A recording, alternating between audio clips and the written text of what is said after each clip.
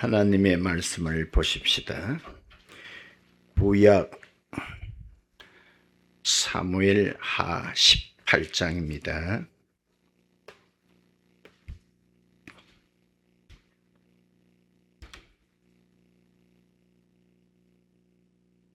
사무엘하 18장 31절에서 33절까지 보십니다. 31절 구스 사람이 이르러 말하되 내 주 왕께 아랠 소식이 있나이다. 여호와께서 오늘 왕을 대적하던 모든 원수를 갚으셨나이다 하니 왕이 구스 사람에게 묻되 젊은 압살롬은 잘 있느냐? 구스 사람이 대답하되 내 주 왕의 원수와 일어나서 왕을 대적하는 자들은 다 그 청년과 같이 되기를 원하나이다 하니 왕의 마음이 심히 아파 문 위층으로 올라가서 우니라.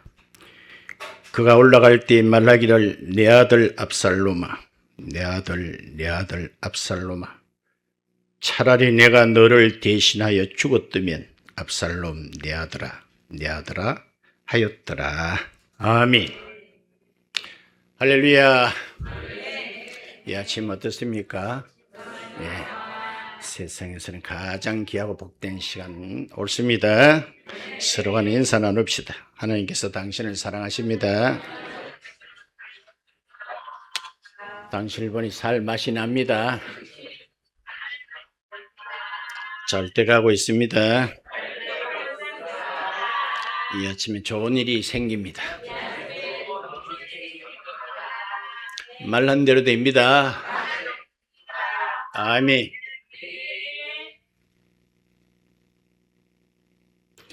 어떤 목사님이 설교 전에 이런 이야기를 했습니다. 저는 제가 최고의 시절에 지금 제 아내가 아닌 남의 여인의 품에 지냈습니다. 그러니까 성도들이 눈이 왕방울 맞으면 띵그레지는 거예요.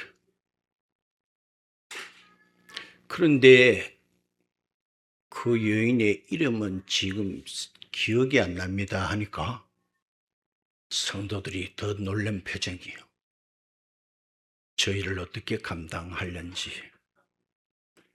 이야, 목사님도 과거가 있구나. 예! 드디어 생각났습니다. 그 여인은 바로 우리 어머니입니다. 그러니까 그제서마다 오늘은 어머니, 아니 어버이 주일입니다.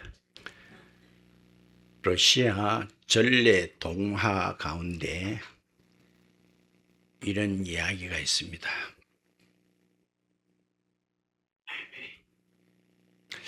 천상의 하나님께서 천사 셋에게 지상에 내려가서 가장 귀하고 아름다운 것을 하나씩 가지고 오라는 지시가 있었습니다. 그래서 각자 천사들은 그 명을 받들어 온 세상을 다니면서 무엇이 가장 귀하고 아름다울까? 드디어 시간이 돼서 각자 가장 귀한 것들 하나씩 챙겨서 하나님께로 올라가게 되었는데 한 천사는 꽃이 제일 이쁘더라는 거예요. 꽃 싫어하는 사람 없더라는 거예요. 그래서 꽃을 한 알음 꺾어다가 이제 하나님께 드리려고 올라가는데 가서 보니 따릅시다. 다 시들어 버리고 말았다. 두 번째 천사는 이것이 가장 귀하다 보니 어린 아이들이라는 거예요. 역시 어린 아이들을 싫어하는 사람 없지요. 아이들 보면 빵긋빵긋 하루에도 수십 번도 깔깔거리고 정말 천사 같아요. 그래서 어린 아이가 제일 아름답고 귀하다 이래서 어린 아이를 데리고 천국에 간대. 가는 동안에 벌써 능글맞게 됐더라는 거예요.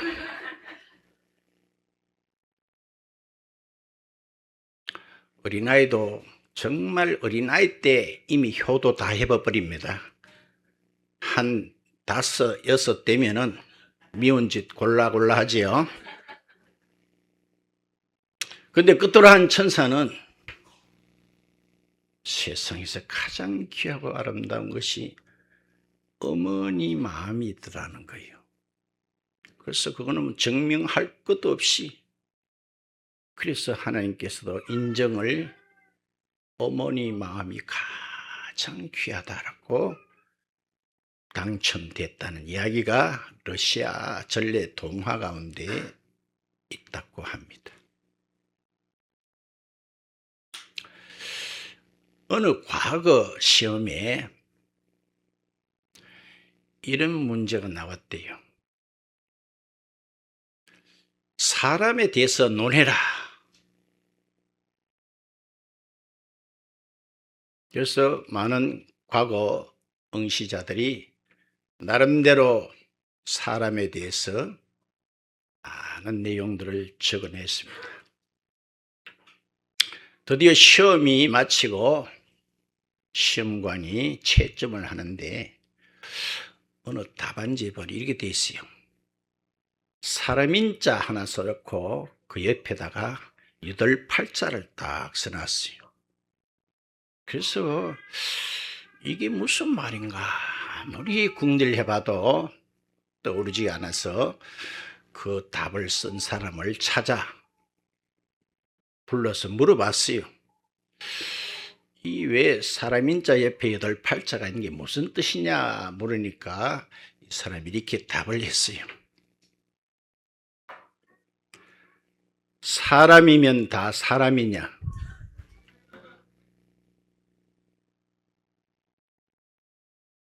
사람으로 사람 구실을 해야 사람이지. 사람아, 사람이면 사람 되어라. 그걸 듣고는 채점관이 과거 합격! 사람이면 다 사람입니까? 사람으로서 사람 구실을 못한다면 누가 그를 사람이라고 하겠습니까? 사람아, 사람이면 사람 되어라. 사람에게 있어서 사람됨은 따라합시다. 은혜를 아는 데 있다. 은혜를 아는 데 있다는 겁니다. 우리 사람들은요, 크고 작건 간에 이 세상을 살면서 많은 사람들에게 나름대로 은혜를 잊고 삽니다.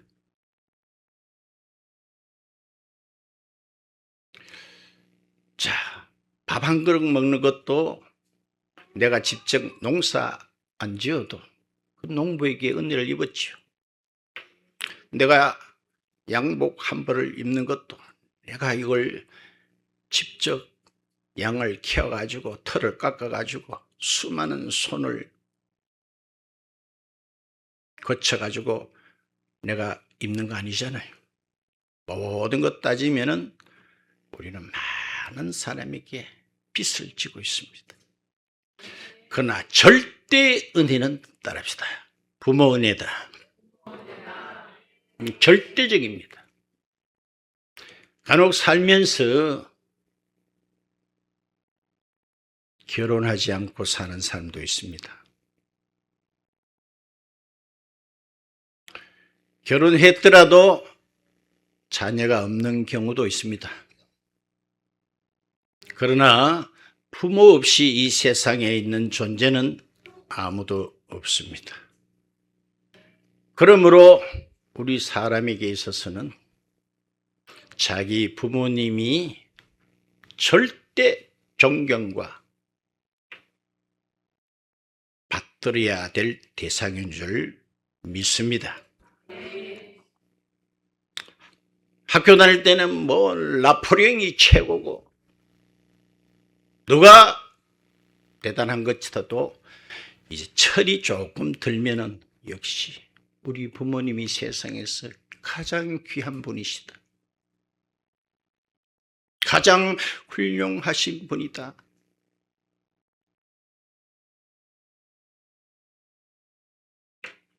그래서 에베소서 6장에 보시면은 네 아비를 네 어미를 공경하라.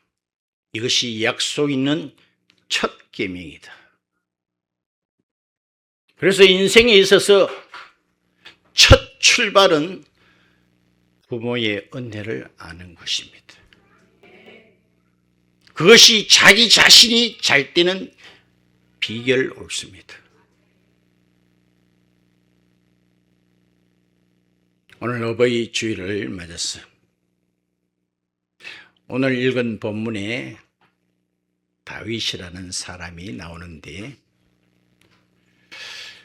다윗의 일생은 그야말로 파란만장합니다. 그 가운데 오늘 이 사건이 그에게 있어서 가장 비참하고 수치스러운 사건이라고 감히 말씀을 드립니다. 이 다윗은 왕으로서 그의 설하에 아들도 딸도 많아요. 그 가운데 압살롬이라는 아들인데 이 다윗 왕은 압살롬을 굉장히 총애하고 많이 아낀 아들입니다. 그런데 이 압살롬이 무슨 마음이 들었는지, 권력이 얼마나 좋은지 아버지 왕을 없애버리고 자기가 왕이 되겠다는 마음이 생겼습니다. 그러면서 이스라엘 백성들의 마음을 하나씩 하나씩 도적질했다라고 하고 있습니다. 그러자 분위기가 무르익자 드디어 반란을 일으켰습니다. 거기에 압살롬을 따르는 이스라엘도 있거니와 다윗을 따르는 이스라엘도 있었습니다. 이제는 피할 수 없는 두 양상의 전쟁이 황산벌에서 접전하게 됩니다. 오늘 보면은 이 전쟁의 결과의 보고를 받는 다윗을 보게 됩니다.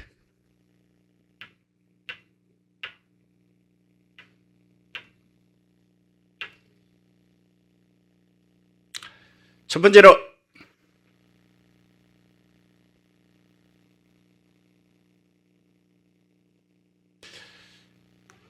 다윗의 사랑은 이성을 초월한 사랑이라는 거예요.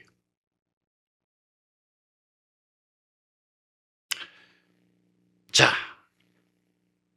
왕은 궁궐에서 이 전쟁의 성패를 기다리고 있습니다. 이 전쟁에 졌다 하면 왕이고 무엇이고 없어요. 다 죽거나 종이 될 수밖에 없죠. 그러면 이 전쟁에 이기냐 짓냐, 이거보다 더 중차대한 일이 있을까요? 그런데 어떤 사람이 지금 이 전쟁이 끝나고 나서 다윗 왕에게 지금 보고를 하려고 헐레벌떡 뛰어왔습니다. 저는 본문을 짧게 보는 성질이 있기 때문에 그 앞에 거는 안 읽었습니다만은 29절 봐요. 왕이 이르되 젊은 압살롬은 잘 있느냐? 이 전쟁이 어떻게 됐노? 그 말 안 합니다. 내 아들 압살롬이 어떻게 됐노? 왕이요, 전쟁에 이긴 것만은 내가 확실한데 압살롬 왕자가 어떻게 된 거는 제가 잘 모릅니다. 그래, 여기 기다려. 한참 후에 또 누가 헐레벌떡 뛰어오는 거예요. 왕이여! 오늘 읽었잖아요. 그러니까 또 32절에 왕이 구수 사람에게 묻기를 말합니까? 젊은 압살롬은 잘 있느냐? 오직 묻는 것은 내 아들 살아있느냐? 무사하냐? 그건 묻지 전쟁 이겼나 졌나? 어떻게 생각하세요? 자, 이 압살롬 아들이 훌륭한 아들입니까? 반역자입니다. 그것도 새끼입니다. 새끼가 아버지를 없애버리고 왕이 되겠다는 겁니다. 이거는 어느 나라 법에도 극형에 처할 수밖에 없습니다. 그 앞에 내용도 좀 우리는 기억할 거예요. 이 압살롬은 배다른 형제이지만은 암논을 살해까지 했습니다. 자기가 왕이 되려고 아버지가 데리고 있던 궁녀들을 백주에 보란 듯이 동침하는 극악무도한 사람입니다.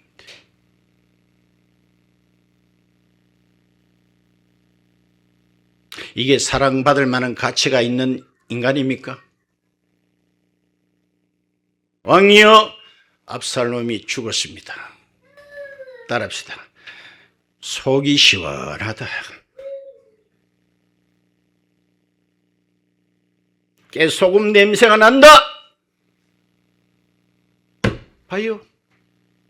우리의 상상을 뛰어넘는 초월적인 사랑입니다. 관심은 오직 아들. 압살롬 내 아들 잘했더냐? 무사하더냐?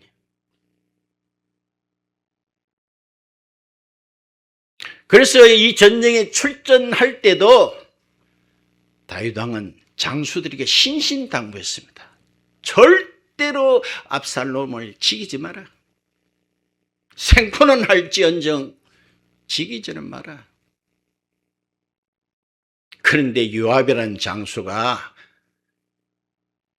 이 압살롬을 삼지창으로 심장을 그냥 팍 단칼에 날려버렸습니다. 왜 그렇게 당부신신했음에도 그랬을까요? 아마 요압의 생각에는 당부고 뭐가 없다. 이거는 누가 말해도 당신 잘했다. 그거는 인간도 아니다.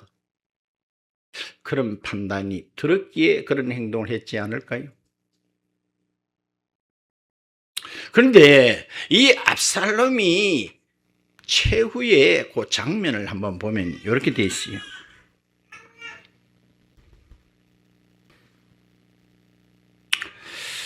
9절 한번 볼까요? 9절.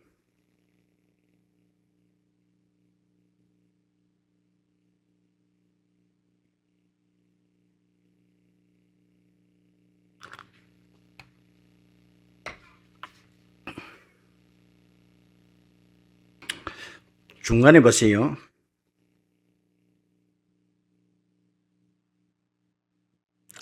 압살롬의 머리가 그 상수리 나무에 걸림에 그가 공중과 땅 사이에 따라합시다.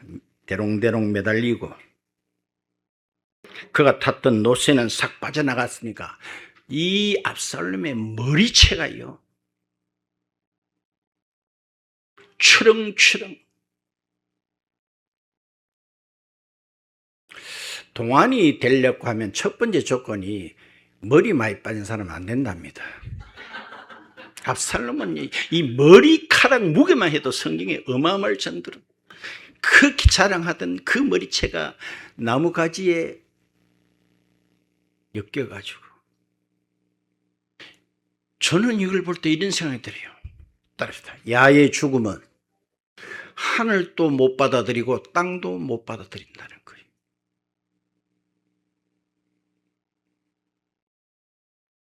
어디 가면 이 사람을 이해할 수 있을까요? 당신이 했는 거 괜찮다 할 곳이 세상에 있을까요?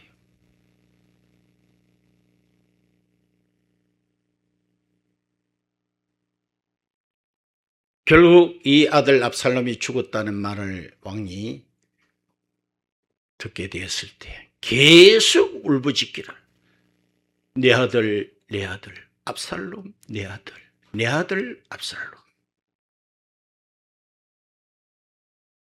두 번째로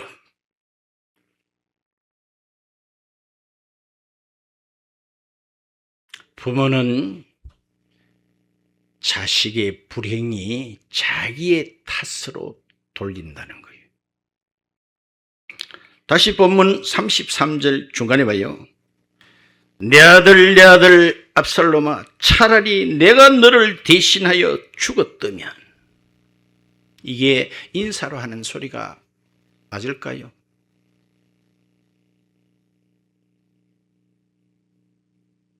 자식의 불행을 자기의 탓으로. 압살롬은요, 당신이 왕감입니다. 한번 반란을 일으켜 보세요라고 누가 부추긴 적도 없습니다. 부왕 다윗이 정치를 잘못해서 백성들이 왕의 마음을 떠난 것도 아닙니다. 이렇게 행동한 것은 전적인 자기 책임입니다.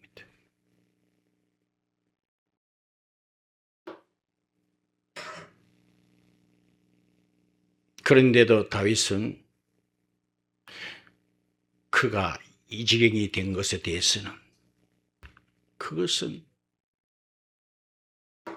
내가 못나서 그렇다.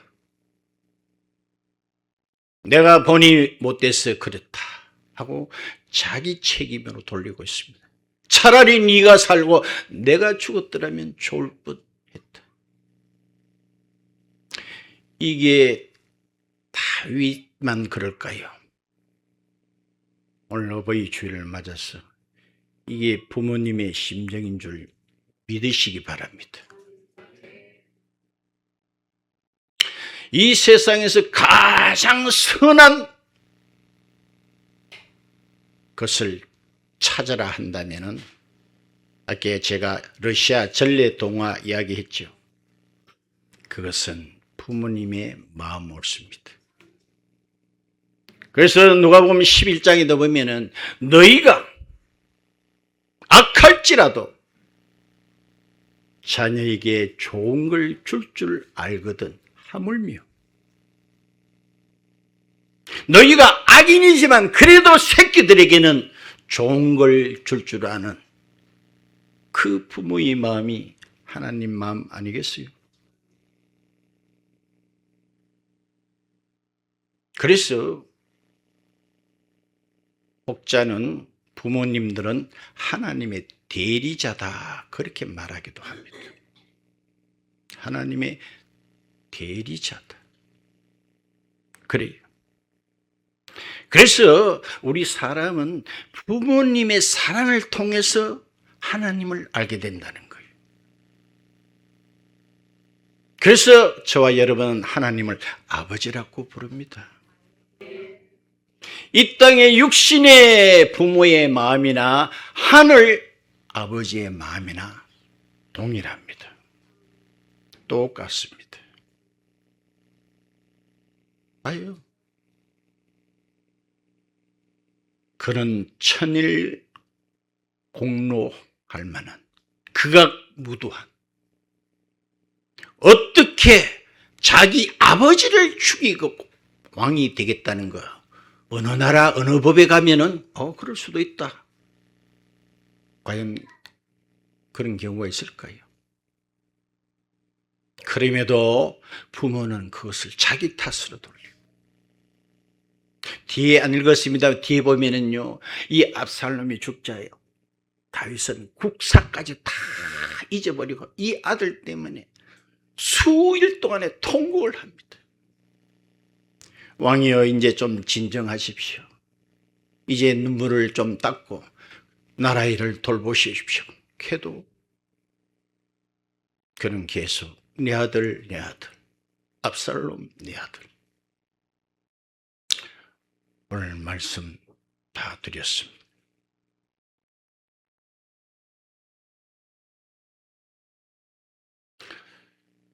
기독교가 초창기에 들어올 때 많은 사람들이 안 받아들인 이유는, 기독교는 불효의 종교다. 왜? 제사 지낸다고. 제사 지냄으로 효도가 된다면 제사는 기일 날만 하지 말고 따라서 매일 드리자. 어떤 측면을 보세요. 예수님이 정말 효자입니다. 특히 요한복음 보세요. 예수님 효자입니다. 기독교는 철저히 우리가 지켜야 할 계명 중에 제1번이 네 부모를 공경하라. 이것이 네가 잘 때는 비결이다. 그러므로 성경에서는 방금 말했듯이 하나님과 부모님을 어떤 측면에서는 대리자로 세우셨습니다. 그래서 부모를 잘 공경하는 자들의 복, 반대로 그렇지 못한 자들의 저주. 창세기 9장에 보시면은 노아가 자기 아들 하나를 저주하는 내용이 나옵니다. 너는 종들의 종이 될지어다. 이게 아버지로서 할 소리입니까? 근데 거기에는 보세요. 한 아들은 아버지를 우습게 여긴 거예요. 아버지의 허물을 온 동네방네. 자, 그건 똑같은 거예요. 하나님을 잘 공경하면 말할 것도 없고, 하나님을 업신여긴 자들의 말로는 영원토록 저주를 받게끔 되어 있습니다. 자, 그러면 오늘 여기 압살롬은 누구며 다윗은 누구인지 감이 잡힐 것입니다. 아이, 그 새끼는 나쁜 놈이네. 정말입니다. 저와 여러분들이 정말 용서 못 받을 극악무도한, 그걸 아는 사람은 정말 복받은 사람입니다. 복받은 사람.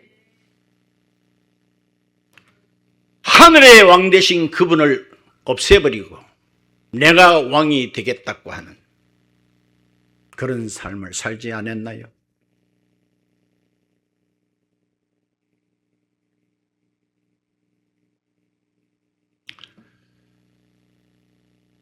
제가 일신교 초창기에 우리 교회에 어떤 연로하신 목사님 네 분이 한 몇 달 동안 나오신 적인데 나보고 이렇게 묻더라고요. 윤 목사, 부모님이 계시냐고. 아이고, 계시죠. 정말 표현이 그래요. 참 부럽다는 거예요. 저는 그때 그게 뭐 그리 부럽노? 근데 지금은 그 말이 짧게 이해가 돼요. 참 부럽다.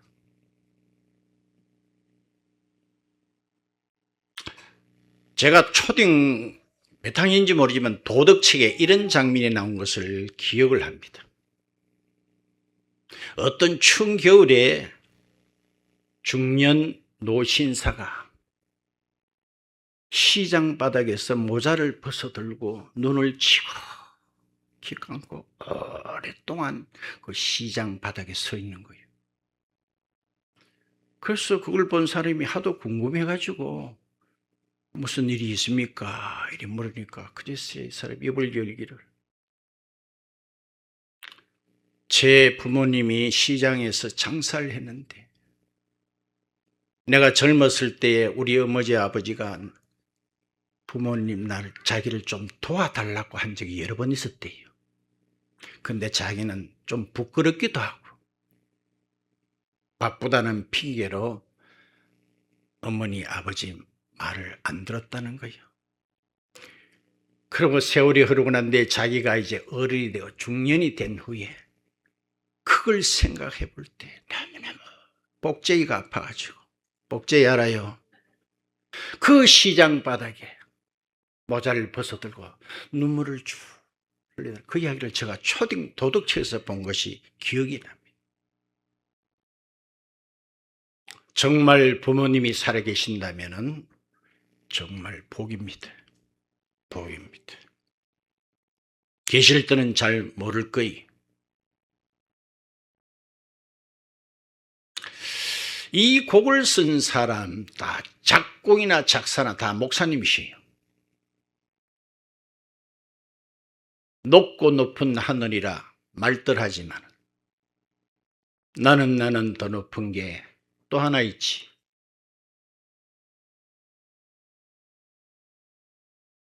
푸른 하늘, 그보다도 더 높은 것 같아. 그 앞에 구절을 보면 낳으시고 기르시는 어머님 은혜, 푸른 하늘, 그보다도 높은 것 같아. 넓고 넓은 바다라고 말들 하지만 나는 더 넓은 게 또 하나 있지. 사람 되라 이르시는 어버이의 마음, 푸른 바다, 그보다도 더 넓은 것 같아.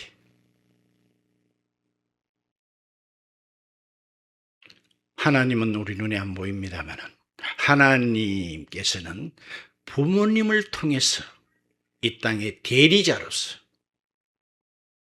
그 상황을 통해서 우리는 하나님을 쬐게 알게 됩니다. 이야기 다 드렸습니다.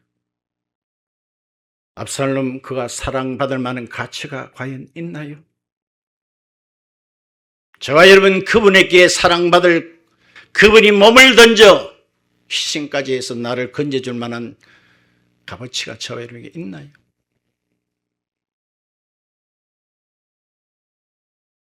한 구절만 더 말씀을 보고 맺겠습니다. 이사야 63장을 봅시다.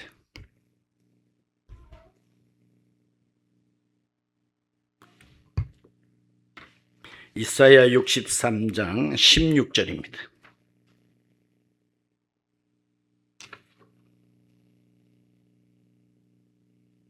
주는 우리 아버지시라. 아브라함은 우리를 모르고 이스라엘은 우리를 인정하지 아니할지라도 여호와여, 주는 우리의 아버지시라. 같이 읽읍시다. 시작. 주는 우리 아버지시라. 아브라함은 우리를 모르고 이스라엘은 우리를 인정하지 아니할지라도 여호와여, 주는 우리의 아버지시라. 그분이 우리의 아버지 되십니다. 만약에 부모 섬기는 것으로만 끝인다면 기독교는 그냥 유교 정도의 차원에서 못 벗어나겠죠. 유교는 그냥 부모 공경이에요. 부모 공경. 그러나 기독교는 부모님을 통해 가지고 하나님을 경외하는 것입니다. 잘 아는 동요입니까? 나 실제 괴로움 다 잊으시고. 한번 불러볼까요?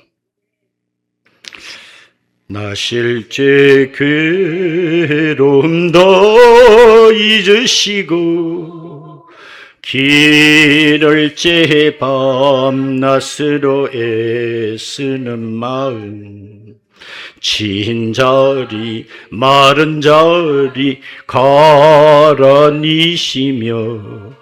손발이 다닳도록 고생하시네.